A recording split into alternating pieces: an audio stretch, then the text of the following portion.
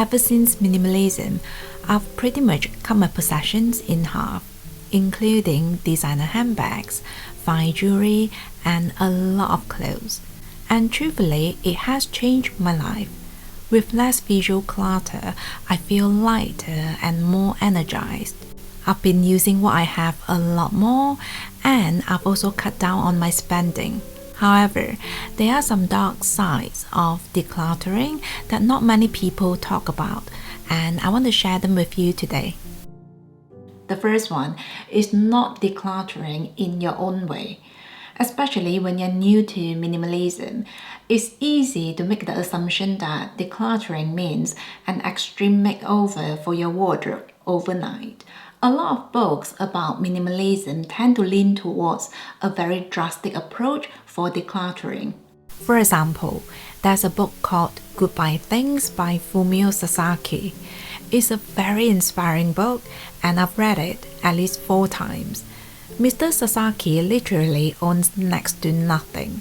He wears the same outfits every day, eats the same meals, and uses the same soap from head to toe. Now, do I want to live exactly the same way like Mr. Sasaki? Not really, but it doesn't mean I can't learn something from him. In fact, the book changed the way I look at shopping and all my possessions. While my wardrobe looks nothing like Mr. Sasaki's, I now have a healthier relationship with my things, and I no longer rely on shopping for my happiness. And that's my point here. When it comes to curating your wardrobe, feel free to get inspirations from different mediums, but at the end of the day, you have to do it in a way that works for you. So if you don't want to own next to nothing, that is absolutely okay. And if you don't feel ready to let go of something, you can always come back to it later. I was quite a shopaholic at one point, and then I tried to do minimalism the very drastic way. And I will tell you, moderation is key when it comes to doing anything sustainably for the long term. The next one is more applicable to luxury items, and that is being overly optimistic about the resale values. On social media, we often hear things like investment pieces, luxury price increases, and so on.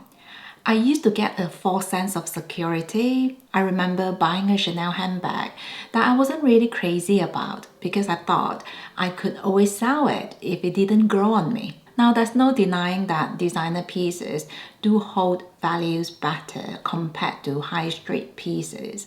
But the sale commission is also really high, especially if you use a consignment service. And we're talking about 20 to 30%.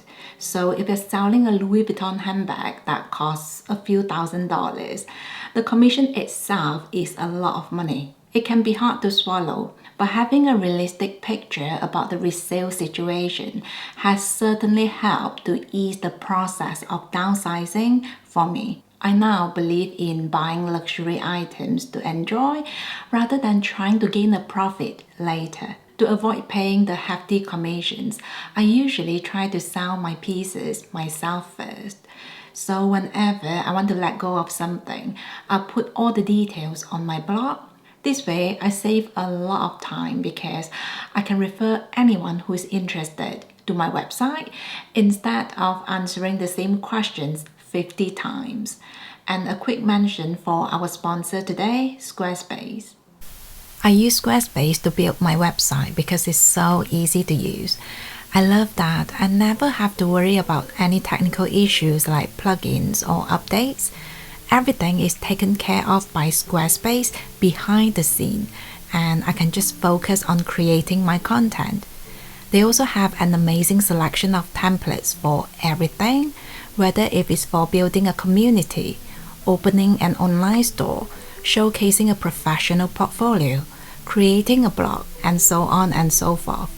Go to Squarespace for a free trial, and when you're ready to launch, go to squarespace.com/colourfulnoir to get 10% off your first purchase of a website or domain. Another decluttering mistake is assuming your trash is always somebody else's treasure. Now, there's a charity shop close to me, and I used to bring bags and bags of clothes for donation. I certainly felt guilty about my mindless spending, but at least I was doing a good deed, right? Well, the reality is, it was just a quick way out for me because when I donated the clothes, it kind of became somebody else's problem. After a few trips to the charity shop, I started asking the receptionist about the kind of donation they actually look for. Typically, they don't accept anything with holes, stains, and loose stitching, and even pieces that look quite outdated. Other times, they just have too much to handle. So many times, the things we donated might not actually reach the places we thought they would. So I think it's worth questioning the notion that we can always donate something if it doesn't work out for us. At the end of the day, minimalism and intentional living are only really sustainable if we are not constantly buying and decluttering. Obviously, things change in life, so we sometimes do have to adjust our wardrobe. But if you have any hesitation about a potential purchase, it's probably best not to buy it. Another decluttering mistake I personally did many times over is guilt-driven decluttering. I used to buy a lot of things on impulse, including those very expensive handbags and jewelry pieces. At the beginning of my minimalism journey, I would look at those things and felt really consumed by guilt. Quite literally, I would look at a Chanel handbag and thought to myself, gosh, I've only used this bag once. I wish I had invested that money instead. And so I did just that. I quickly sold the Chanel handbag and put the money into my investment account. Now that might sound quite proactive, until I started taking things a bit too far. It was almost like I was addicted to the feeling of wanting to reverse my shopping behaviors. Everything in my closet was a reminder that I could have made better choices with my money. And this applied to even those things that I actually enjoy using. Worse still, I started feeling guilty about making any purchase, even when I knew those things or services would actually add values to my life. Fortunately, my mindset has changed. I no longer see everything I own as a waste of money because that simply isn't true. So the message is, there's value in being proactive. But if guilt is your motivator for downsizing, you might be decluttering just for the sake of decluttering. The next mistake is having no tolerance for any just-in-case items. Now, I don't encourage hoarding absolutely everything in the name of maybe one day or just in case, but there are certain items that will actually come in handy one of those days. For me, these are the dresses that I don't wear a lot, but they are great for parties and weddings. It's also that fancy poncho that goes really well with a more formal dress, and those over-the-knee boots which are quite tricky to put on. So what I'm saying is, you don't always have to declutter to your bare essentials, especially if your wardrobe is already fairly curated. A capsule wardrobe doesn't work for everyone, and it's not the only way to embrace minimalism. The next one is stressing yourself too much. The whole point of minimalism and downsizing is to remove excess and chaos from your life. And I believe when we do it in a sensible way, it's a project that can feel incredibly uplifting and liberating. So if you feel overly stressed, it's probably time to slow down and reassess. The way I see decluttering is removing things that I don't enjoy to create more room, more time, more money, and more mental clarity. I'm not sacrificing anything that I'm not ready to let go of.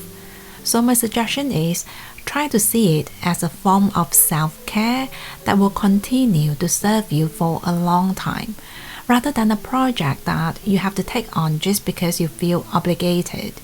This will make a world of difference. The next one is not doing decluttering in your own space and therefore letting yourself be distracted by the opinions of others. I'll tell you this, if my husband was with me, every time I tried to downsize, I'm sure my wardrobe will look exactly the same like 5 years ago, maybe even bigger.